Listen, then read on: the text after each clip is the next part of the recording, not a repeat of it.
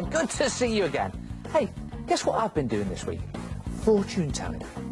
No, really, I can look into the future. Here, I'll read your future. I can tell what you're going to be doing in the next 20 minutes. This, you'll be getting really weird effects using magazine pictures. And then you'll be watching a very exotic big art attack. And then you'll go completely dotty over your writing.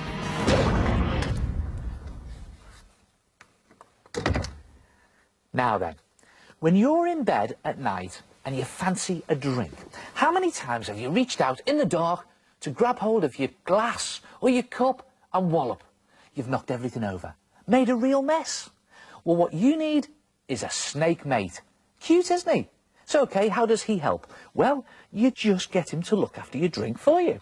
Then, when you go to bed, and the lights are out, and you fancy a drink in the night, you just reach out in the dark, feeling for your snake mate's head, and when you found it, just feel your way down his neck to find your drink wrapped safely inside his body. No knocking it over. That's better. Good, eh? And simple to make in 4 easy parts. A 4-part attack.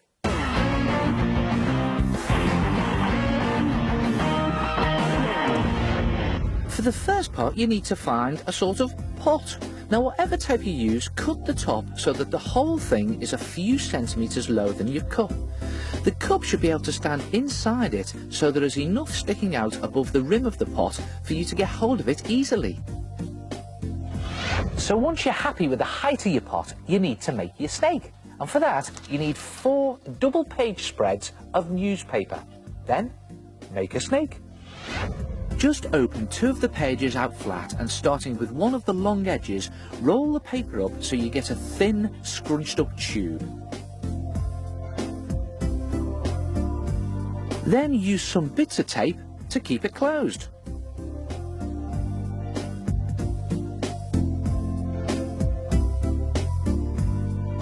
Do exactly the same with the other 2 sheets of paper. Then join these 2 newspaper sausages end to end with more tape to form one long snaky body. And again, use plenty of tape on this. To make the head, fold the end bit of the body over on itself in a kind of loop and then tape that into place.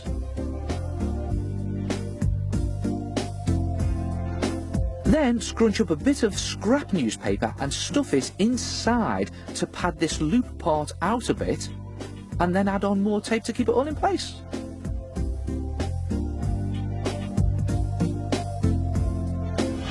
So now you've got a snake body with a head. Now all you need is a tail. Now to make one, you just scrunch and twist the other end of the body so it's more thin and pointy, and then tape it into place like this. And that is your basic snake. Now it's ready to wrap around your pot. Just lay the pot down and position the tail end of your snake on top so that the newspaper body lies along that bottom edge of the pot. Now it's very important that it doesn't overhang it. You'll see why later. Tape it into position so that the tail sticks out to the side. Then carefully start to wrap the body of your snake around the pot and just scrunch and mould and tape it into position as you go. Just keep wrapping and taping like a sort of spiral, and when you're at the end, bend this last part up and bend the head part out so it looks at you, and use lots of tape to keep this in position. When the head and neck are firmly taped, you'll have something that looks like this. Look at that, your basic snake mate, wrapped tightly around the pot. Now the reason it was so important not to let any of the newspaper body overhang the bottom edge of the pot, it should be level, like this, is so that the pot can stand up properly, like that, nice and sturdy. Next, you need to add a few details to bring your snake mate to life. So, stick on a pair of screwed up newspaper eyes, and add a forked tongue cut out of cereal box card. And now all he needs is a scaly snake skin. Just mix some PVA glue in equal parts with water and paste it onto your snake. Stick on pieces of kitchen roll and then paste over them again, pushing it into all the cracks and creases. The idea is to paste over the whole snake body and even down the inside of it so that you seal over the joint between the top of the pot. And when you've covered the whole thing and it's dry, the kitchen paper has gone rock hard and it's given your snake skin a sort of scaly, bumpy texture, which looks really good when he's painted like this. Look at that. And you can do whatever snakeskin pattern you like. I've painted this one yellow diamond stripes along his back and a nice snaky lime green colour. Now it's best to use acrylic paint on your snake mate because when it dries it'll give it a more waterproof coating.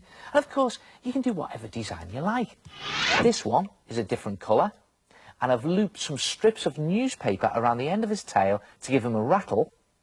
And this one is a big chunky python.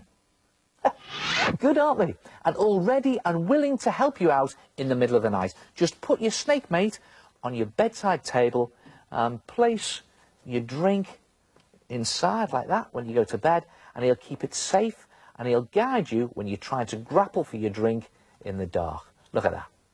Try it yourself. A snake mate. No mess.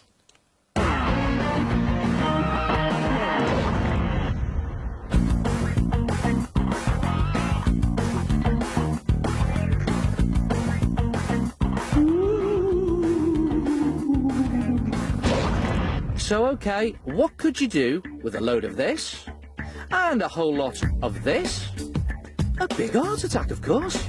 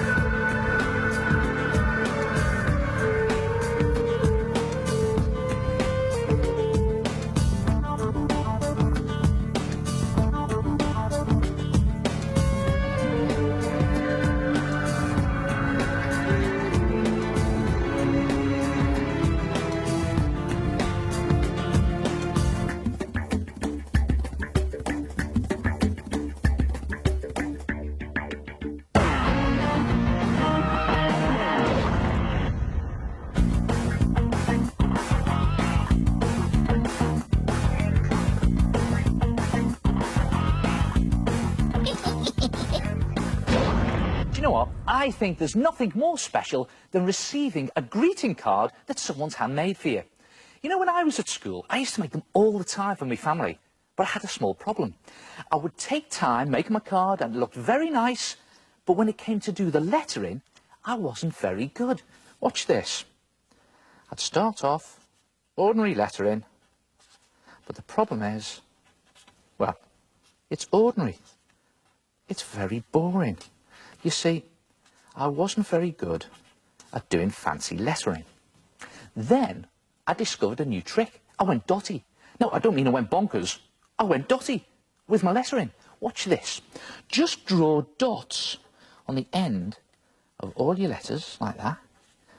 Just looking for those ends of the letters. And little circular dots. And look what starts to happen. Your lettering starts to look, well, crazy and dotty. Just look for the ends of your lines on your letters and just draw a dot at the end of each one. And there it is.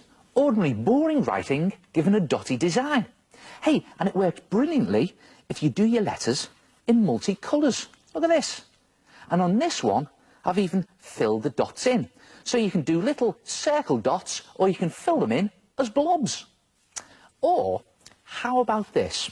Again, just do ordinary, boring writing, nothing special, and this time keep the letters apart, don't overlap them. And how's about going even more dotty and doing little spiral dots? Watch this. Again, at the end of each line, just do a little spiral, like that.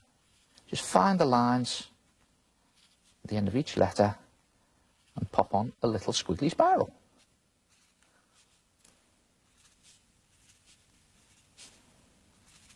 And again, you can do it in full colour. Good tip, isn't it? So don't worry if you're not very good at fancy lettering. You don't even need to be neat. Just go dotty. And you can do dotty lettering on any of your greetings cards. Like this Valentine's card. Thought I'd put spiral dots on that one. And ordinary multicoloured dots on this well-done card. Or how about little creepy crawlies for a Halloween card? Who needs to be great at the fancy stuff when you can go dotty? Try it yourself. Dotty lettering.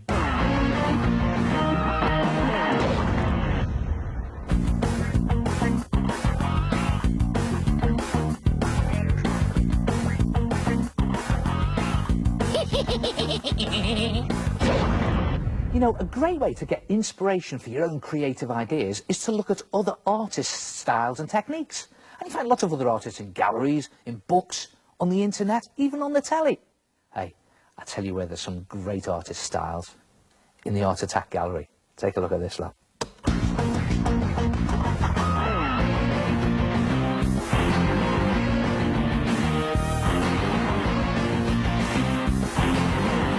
Now, Darren's Art Attack, made from watery ink and wax crayons, is really subtly coloured, isn't it? And it gives the impression of flowers in a pool of water.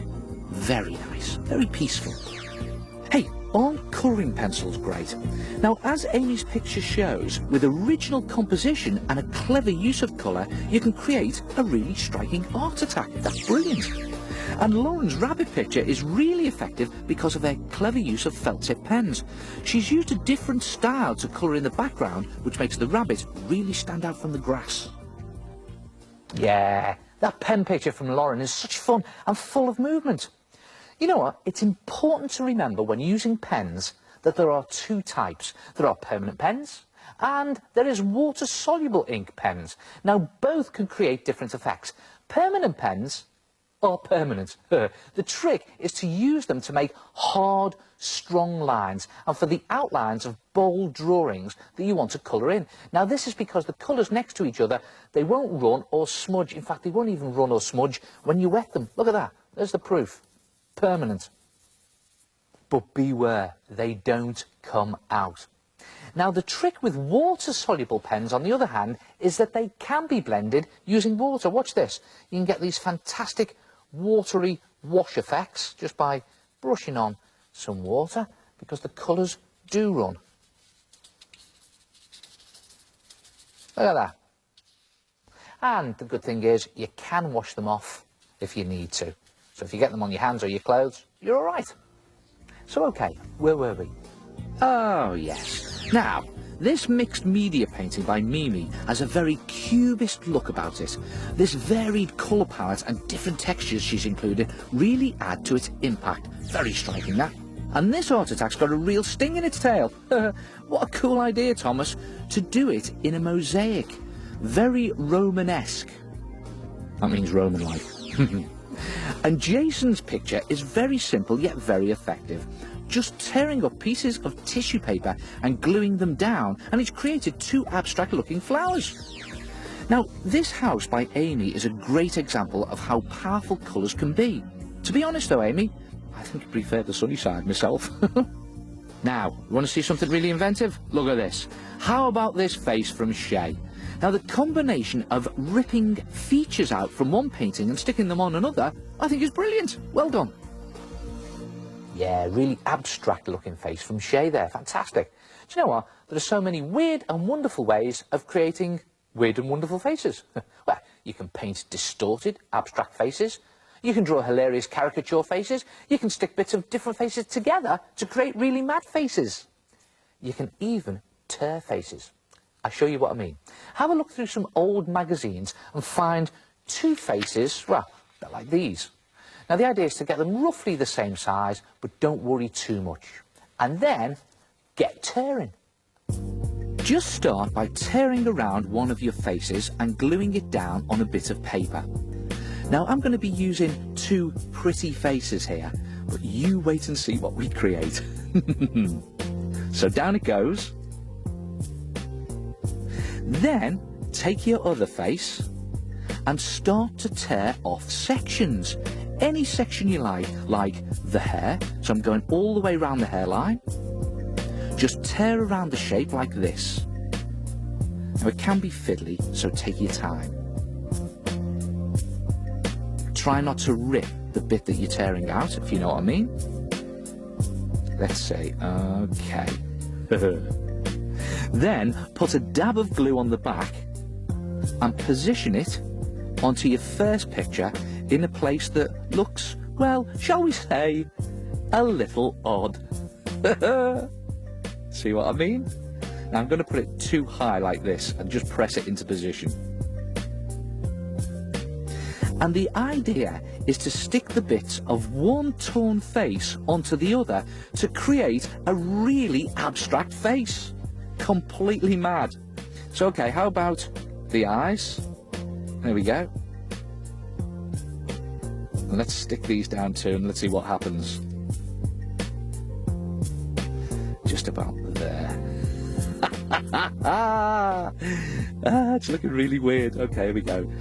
Just keep experimenting with different torn pieces of face. I'm going to do the mouth now. Just tear all the way around the shape, like that. Again, a bit fiddly. These two pretty girls aren't going to thank me, are they? Look at this. There we go. Just a dab of glue. And I'm just going to finish my picture off by gluing the mouth down. Now wait for it. Watch this. There we go. Weird, isn't it? And you get different abstract faces every time you rip and tear. Look at this weird bunch. Good, aren't they? Try it yourself. Rip torn faces. That was Art Attack. This is the amazing prize you can win for the Celebrate contest. Draw a picture or make a card for something that you like to celebrate. Could be a birthday, could be Christmas, Hanukkah, Eid, whatever. Send them in to TVO Kids, Box 200, Station Q, Toronto, Ontario, M4T2T1. You can win this